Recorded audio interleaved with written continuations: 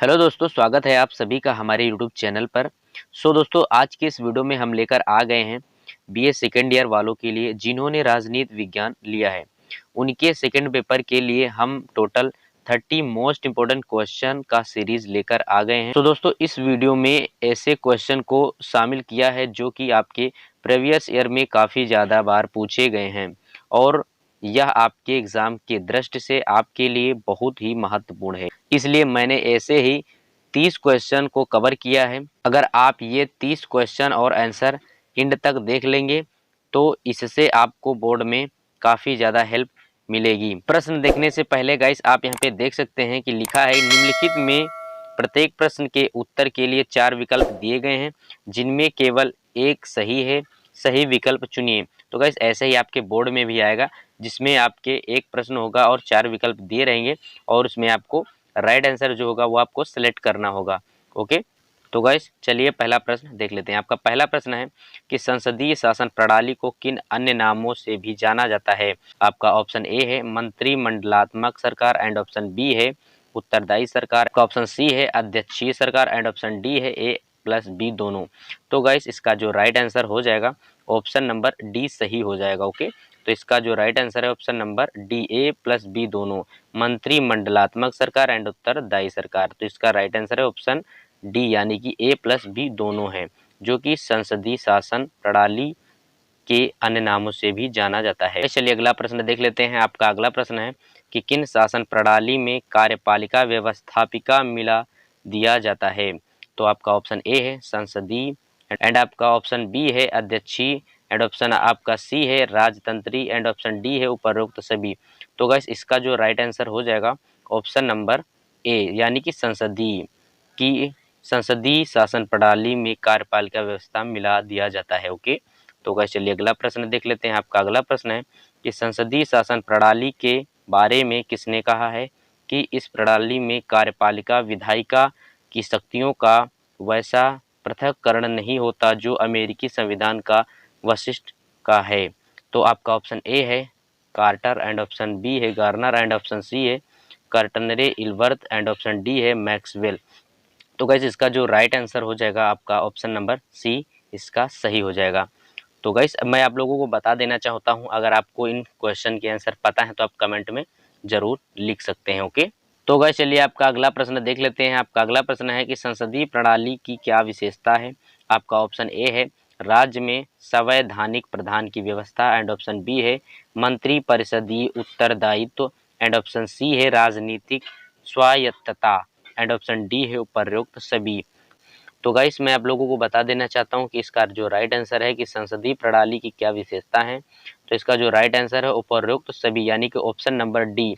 तो गाइस चलिए अगला प्रश्न देख लेते हैं। आपका अगला प्रश्न है कि किस शासन प्रणाली में कार्यपालिका तथा व्यवस्थापिका के बीच अन्योन्याश्रित संबंध पाया जाता है। तो आपका ऑप्शन ए है कि अध्यक्षीय एंड ऑप्शन बी है संसदीय एंड ऑप्शन सी है राजशाही एंड ऑप्शन डी है तानाशाही। तो गाइस इसका जो राइट आंसर हो जाएगा ऑप्शन नंबर बी यानी कि संसदीय की संसदीय शासन प्रणाली में कार्यपालिका तथा व्यवस्थापिका के बीच अन्योन्याश्रित संबंध पाए जाते हैं। ओके, तो गाइस चलिए अगला प्रश्न देख लेते हैं। आपका अगला प्रश्न है कि संसदीय प्रणाली का आधार होता है यानी कि क्या होता है। तो आपका ऑप्शन ए है कि व्यवस्थापिका तथा कार्यपालिका शक्तियों का संयोजन एंड ऑप्शन बी है मंत्री परिषदीय उत्तरदायित्व एंड ऑप्शन सी है राजनीतिक एक रूपता एंड ऑप्शन डी है उपरोक्त सभी।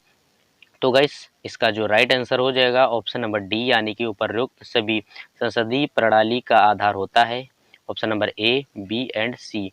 तो गाइस आप इन्हें ध्यान से पढ़ लें। ओके, तो गाइस चलिए अगला प्रश्न देख लेते हैं। आपका अगला प्रश्न है कि विश्व को संसदीय प्रणाली किस देश की देन है। तो गाइस इसका जो राइट आंसर हो जाएगा ऑप्शन नंबर सी यानी कि ग्रेट ब्रिटेन है ना। तो गाइस चलिए अगला प्रश्न देख लेते हैं। आपका अगला प्रश्न है कि भारत में किस प्रणाली की सरकार की स्थापना की गई है। तो आपका ऑप्शन ए है अध्यक्षीय एंड ऑप्शन बी है संसदीय एंड ऑप्शन सी है राजतंत्री एंड ऑप्शन डी है इनमें से कोई भी नहीं। तो गाइस इसका जो राइट आंसर हो जाएगा ऑप्शन नंबर बी यानी कि भारत में संसदीय सरकार की स्थापना की गई होगी। तो गाइस चलिए अगला प्रश्न देख लेते हैं। आपका अगला प्रश्न है कि मंत्रिमंडल की राजनीतिक एक रूपता किस प्रणाली की विशेषता है?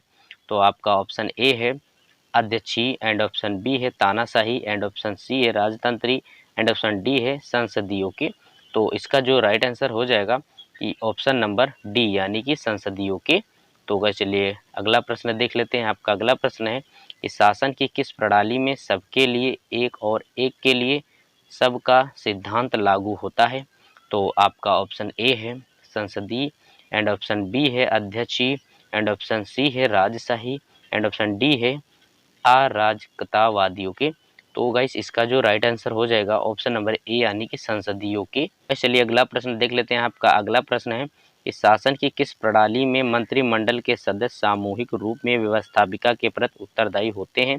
या फिर आपसे ऐसे भी पूछ सकता है कि किस शासन व्यवस्था में सामूहिक उत्तरदायी की भावना होती है?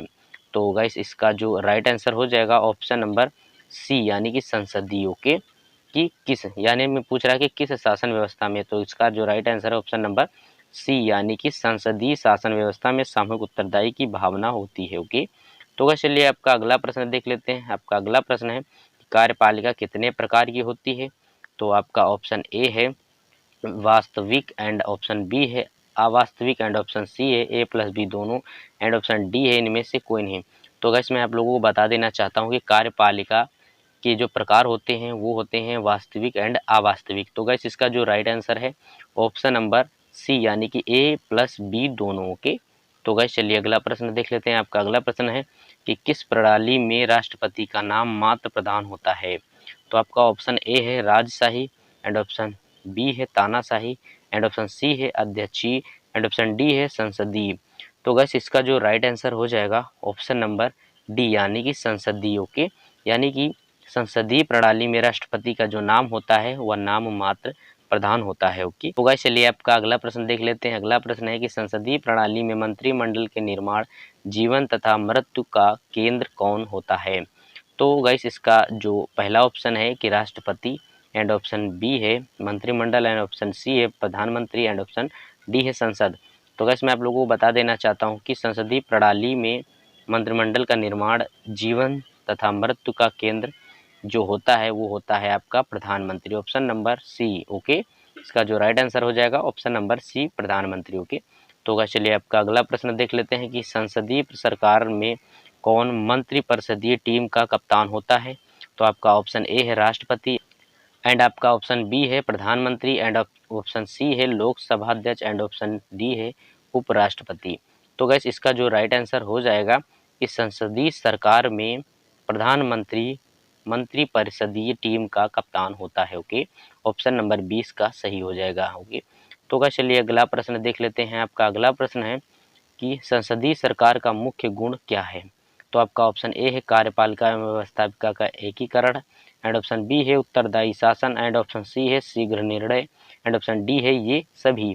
तो इसका जो राइट आंसर हो जाएगा कि ऑप्शन नंबर बी यानी कि उत्तरदायी शासन जो होता है वह संसदीय सरकार का मुख्य गुण होता है। ओके, तो गाइस चलिए अगला प्रश्न देख लेते हैं। आपका अगला प्रश्न है कि प्रजातंत्र के सिद्धांत का सर्वाधिक पालन होता है? तो आपका ऑप्शन ए है अध्यक्षीय प्रणाली में एंड ऑप्शन बी है राजतंत्र में एंड ऑप्शन सी है संसदीय प्रणाली में एंड ऑप्शन डी है उपरोक्त सभी। तो गाइस इसका जो राइट आंसर हो जाएगा ऑप्शन नंबर सी यानी कि संसदीय प्रणाली में प्रजातंत्र के सिद्धांत का सर्वाधिक पालन होता है। तो गाइस चलिए अगला प्रश्न देख लेते हैं। आपका अगला प्रश्न है कि किस प्रणाली में विरोधी दल की भूमिका महत्वपूर्ण होती है? तो आपका ऑप्शन ए है संसदीय एंड ऑप्शन बी है राष्ट्रपति एंड ऑप्शन सी है राजतंत्री एंड ऑप्शन डी है अराजकतावादी। तो गैस इसका जो राइट आंसर हो जाएगा ऑप्शन नंबर ए यानी कि संसदीय। के संसदीय प्रणाली में विरोधी दल की जो भूमिका होती है वो बहुत ही महत्वपूर्ण होती है। तो गैस चलिए अगला प्रश्न देख लेते हैं। आपका अगला प्रश्न है कि राजनीतिक शिक्षा की दृष्टि से महत्वपूर्ण शासन प्रणाली कौन सी है? गैस आपका ऑप्शन ए है संसदीय एंड ऑप्शन बी है अध्यक्षीय एंड ऑप्शन सी है एक दलीय एंड ऑप्शन डी है बहुदलीय। तो गैस इसका जो राइट आंसर हो जाएगा ऑप्शन नंबर ए यानी कि संसदीय। ओके, तो गैस चलिए अगला प्रश्न देख लेते हैं। आपका अगला प्रश्न है कि संसदीय सरकार के मुख्य दोष क्या हैं? गैस आपका पहला ऑप्शन है कि मंत्रिपरिषद की तानाशाही एंड ऑप्शन बी है उग्र राजनीतिक दलबंदी एंड ऑप्शन सी है अस्थायित्व एंड ऑप्शन डी है उपरोक्त सभी। तो गैस इसका जो राइट आंसर हो जाएगा ऑप्शन नंबर डी यानी कि उपरोक्त सभी। ओके, चलिए अगला प्रश्न देख लेते हैं। आपका अगला प्रश्न है कि किस प्रणाली को युद्ध का संकट काल के लिए उपयुक्त नहीं माना जाता। तो गैस आपका ऑप्शन ए है अध्यक्षीय एंड ऑप्शन बी है संसदीय एंड ऑप्शन सी है एक दलीय एंड ऑप्शन डी है राजतंत्री।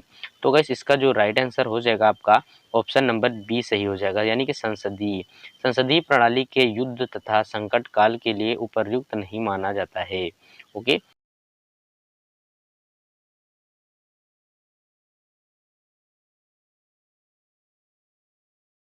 तो गाइस चलिए अगला प्रश्न देख लेते हैं। आपका अगला प्रश्न है और आपकी वीडियो का लास्ट प्रश्न है कि किस प्रणाली को नौसिखियों का शासन कहा जाता है।